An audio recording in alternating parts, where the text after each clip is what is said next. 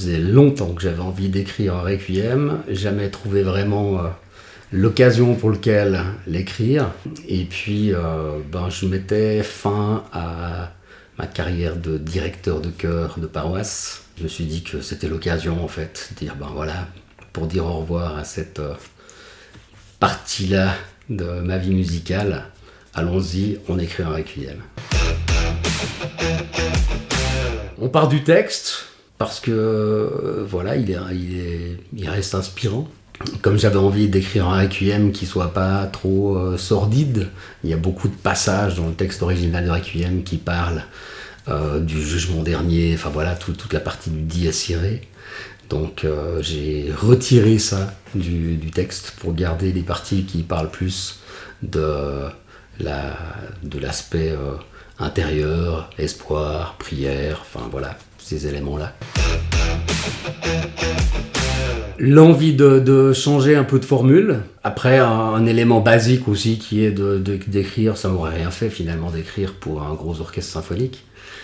On a après des contraintes financières qui sont importantes, donc c'est essayer de contourner ça. Et puis ça fait un moment que j'avais envie de travailler avec une bande son. Alors j'ai utilisé des instruments virtuels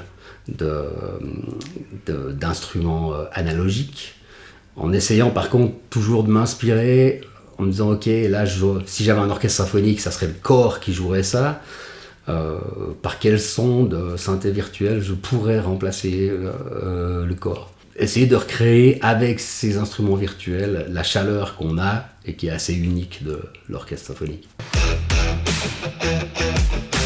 Quand on a décidé de faire le requiem ici au château, papa était déjà malade, donc c'était une question de se dire ok, mais acceptons de le faire là, mais papa peut mourir entre deux, comment ça va aller, etc. Donc ça prend effectivement et évidemment une dimension complètement autre, d'autant plus que papa avait participé à la création de ce requiem dans le cadre du chœur de Valence.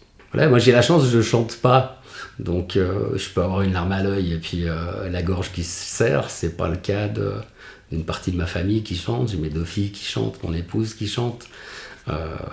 Donc je suis assez admiratif de voir que malgré toute cette émotion-là, ça chante.